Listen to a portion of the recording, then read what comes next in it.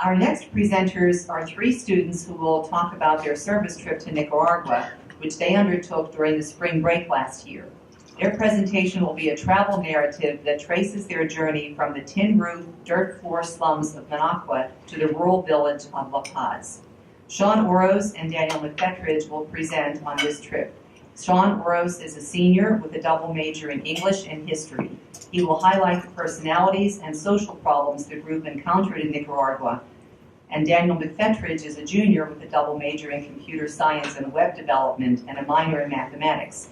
He will cover the various mini excursions and service projects the group undertook and the students' homestay with a local family. Daniel will also conclude his presentation by conveying his overall impressions of this lifetime experience, as I'm sure Sean will also. So Sean and Dan. So our presentation is entitled Gringos Abroad, our Nicaraguan service trip. Gringo became a term that was actually pretty dear to us. It was what the people down that area referred to all Americans as coming from the States, because it started in Mexico actually during the Mexican-American War, due to the green uniforms that the U.S. soldiers wore. So, without further ado. All right. So our origins can be traced back to many flyers that were scattered around campus talking about this trip. And I remember Keely bringing me the flyer saying, "Oh, this sounds like a lot of fun." And I was like, "Oh, if I can get off work, let's go for it." And so I was able to get off work, so I had to stick up my end of the bargain. And so we went. Compras de Nicaragua hosted us and also managed the trip. Their director's name is Mike. And we took 2 planes, and we eventually ended up in Managua, and it was quite an interesting experience.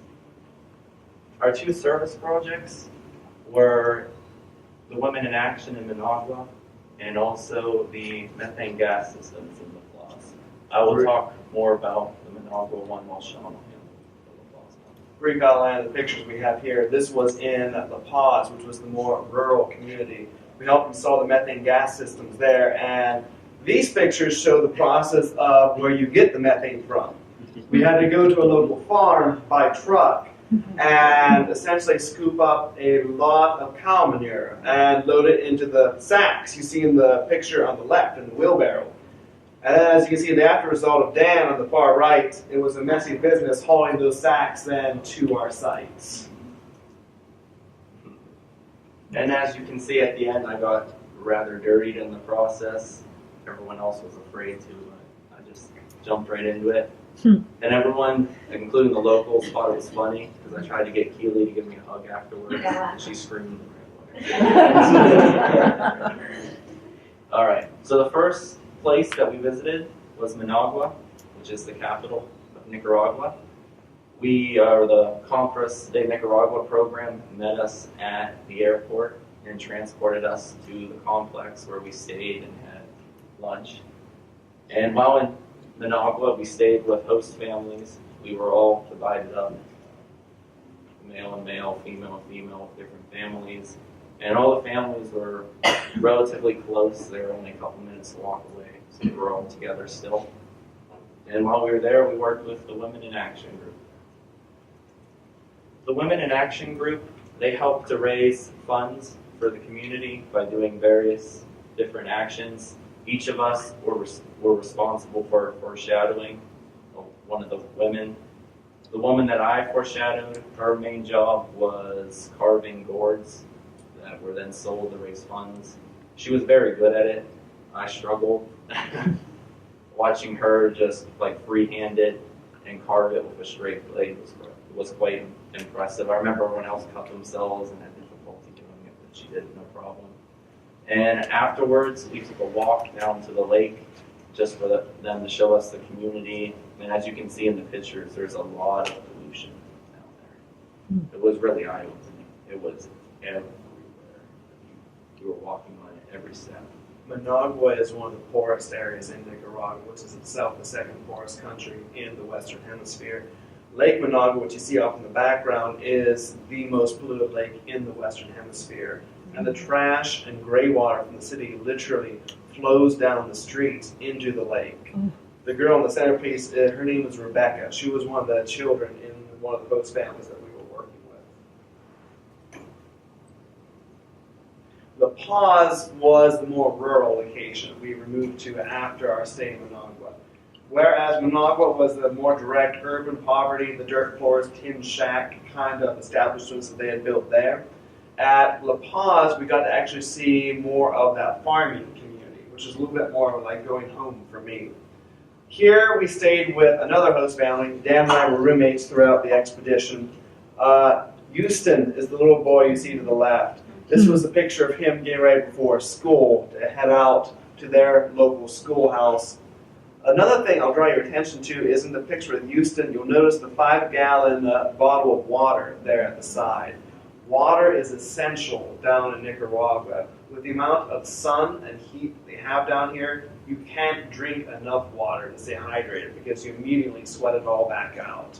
It's really a very important piece. It's a really important resource for them. And different groups like Compass de Nicaragua helps to try and provide the poor families with those resources so that they can continue to function. We had several things in La Paz, such as being a tour local sugar refinery, and we took a hike to the nearby Hilllands. There we had a chance to also see deforestation, where a lot of logging for commerce and money in the region has led to complete hillsides being stripped of trees and turned into fields, which then leads to soil erosion and other multiple problems like that.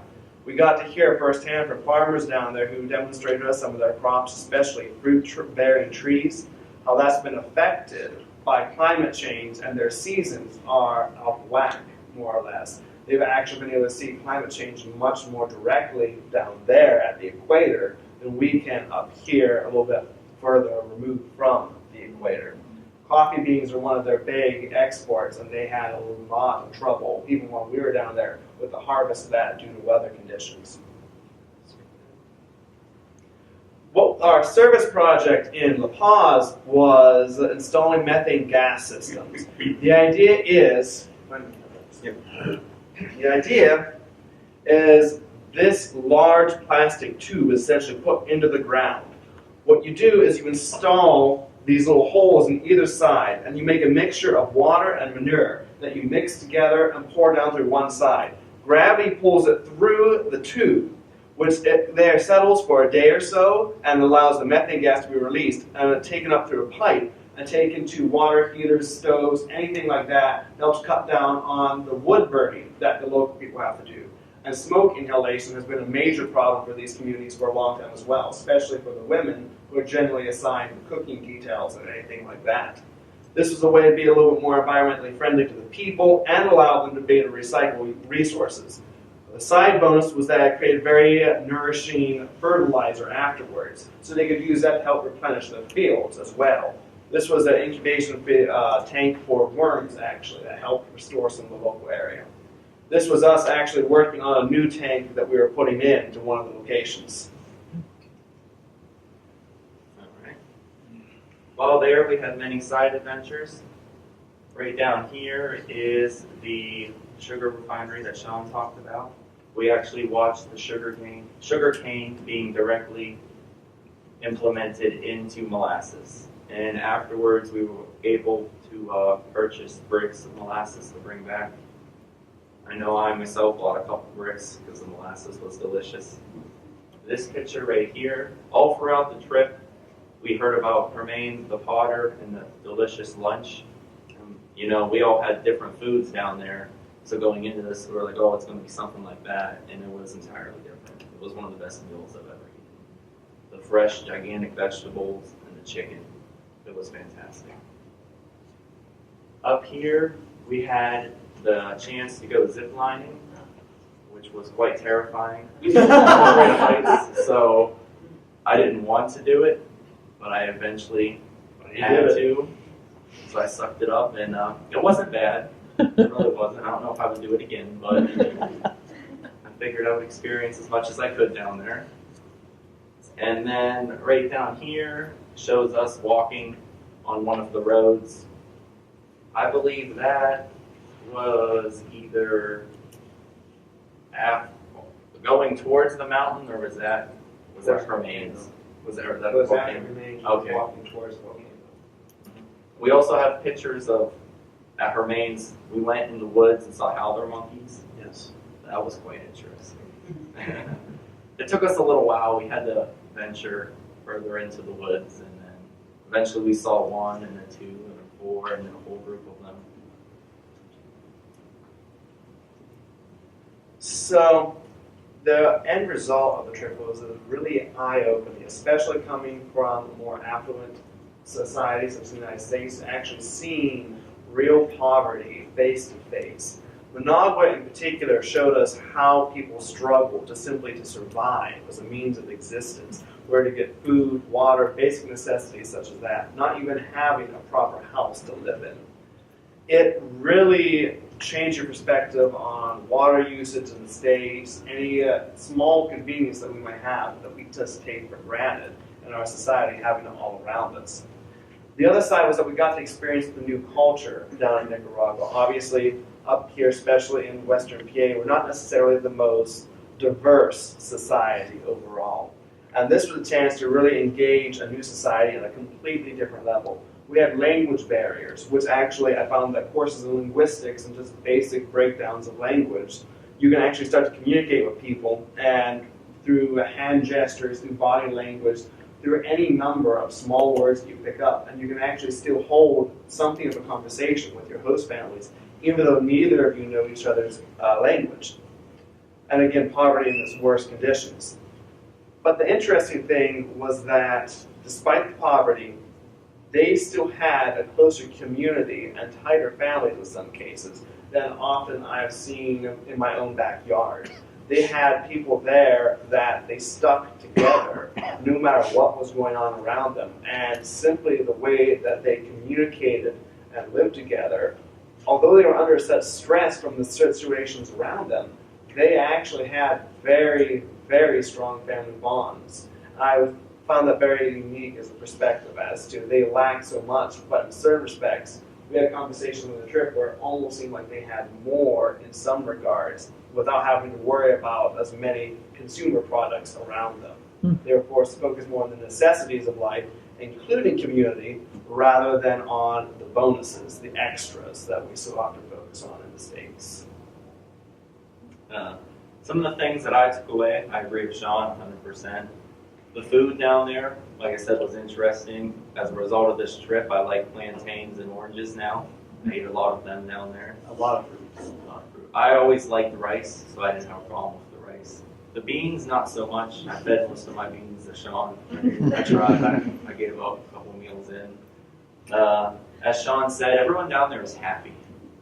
I mean, they're very poor and their conditions are awful, but how close they are and how happy they are, I envied them.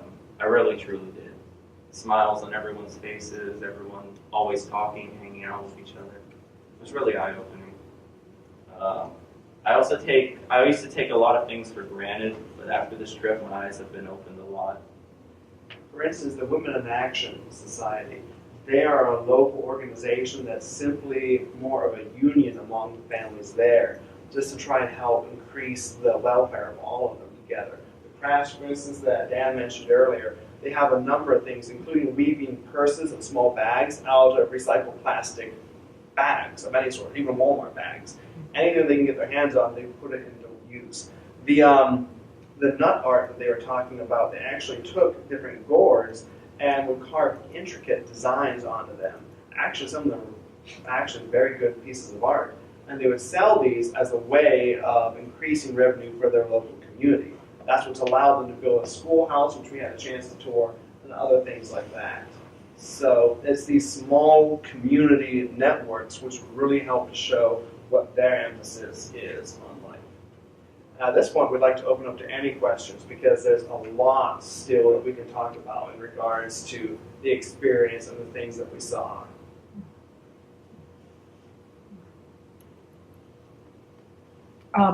What was their, like, are they predominantly Catholic, or are they, what kind of a religious, and how much of that did you see, or how much of that is incorporated in their day-to-day life? There were two predominant religious groups in the area. there were the Catholics, and we actually had a chance to attend a Catholic Mass, which I went along with. Were you? Yes, I went went along as well. Ash Wednesday service, incidentally. So that was Oh, quite, so you were there, oh, okay. quite somber. Very different setting down Yeah. there, too. The church doors were always open, and you had people literally roaming in and out during the service, and nothing disturbs it. I had dogs running past me in the pews, and I just kind of watched them go. The other one was, I can't remember the name of it exactly, but essentially kind of what we, Pentecostal. Pentecostal movements are also very strong down there. Okay. And it was curious, because the Catholics look down very much upon the Pentecostals, and there's a lot of cultural conflict between families in that regard. There's a lot of, the Catholics view the Pentecostals as unorthodox, and the Pentecostals, although they're a growing movement, tend to, for instance, one of our host families, the one Dan and I stayed with in La Paz, they were Pentecostals, as I found out, because I was told the reason that they were so uncomfortable when we were going to the Ash Wednesday service was because they didn't want us to judge them for being Pentecostal. And then they'd go off to their services, and they did their own separate thing. But there was a lot of underground tension that we did definitely get to see in that regards. Down there, religion is still very important to them. Again, with their society, they have more time. Honestly, with less stuff, there's more time to focus on life in general, it seems like. Any other questions? Did you get any coffee plantations? Yes, we did. It wasn't a plantation, though. It was a small farm. La Paz is a farming commune, actually. So what they have is a community working together on their local fields. Andres, our host family's father, actually worked in the local sugar refinery. And he would come in occasionally with his horse, and they'd have a fresh load of sugar canes that he'd take to the backyard. They'd work on that. And then later, when those were ready, he'd take that to the sugar refinery, and they'd process that. Coffee was much the same way. They had local coffee groves, essentially, which the climate change was pretty significantly affecting and killing a lot of the trees. But they still had a fairly strong amount, a fairly good market in that regards. In fact, there are offers, we got an email recently from Compass State, Nicaragua, where they were selling holiday specials on coffee up to the States. When you talk about climate change, in what direction is it going more? Hotter. Hotter. Okay. Hotter to a certain degree, but more significantly, it's less so the temperature variance, and more so what that does to the rainy season, and how that affects their growth cycles, because they've had systems of farming, the cycles, almanacs, for literally centuries, since the first colonists were in the area and settled the area for traditional European farming. And that entire system being thrown off whack because the rainy season is getting more severe and shorter, and the dry season is expanding. So that significantly threatens their entire livelihood, especially in a community like La Paz. You were first. I know you talked about how you got to tour the schoolhouse. Correct. How was that set up? Like, was it comparable to like our schoolhouses back in colonial time, where Yeah. all the grades were in one room? Correct. Or was it separated? Very correct. One central room schoolhouse, a few extra little rooms off to the side for storage, office, whatnot. The desks were basically chairs with the little things, this little built-in desk to the front, very small, very meager, and they were movable, so you could arrange them for whatever you're using the schoolhouse for, whether a community gathering or for some kind of dance or anything like that. Dance and music is especially important to their culture, actually. There's a lot of emphasis on that, and I don't think I saw any of them that couldn't dance. And that's that's definitely not at my avenue. Dr. Heck, you had your hand up. Yes, 25, 30 years ago, there was a fairly bloody civil war in Nicaragua. Are there any leftover tensions between families or within families left over? Or is the new generation just growing up and beyond that today? I think they're largely grown up beyond that, from what we could observe at least. I think there's still some political tension, but it's not quite as marked as it used to be. Interestingly, though, the crater lake that we were ziplining over was where the dictator from that conflict that you're talking about used to dump his victims afterwards. It used to be a mass burial site, essentially. And we ziplined over that. So they're good at recycling.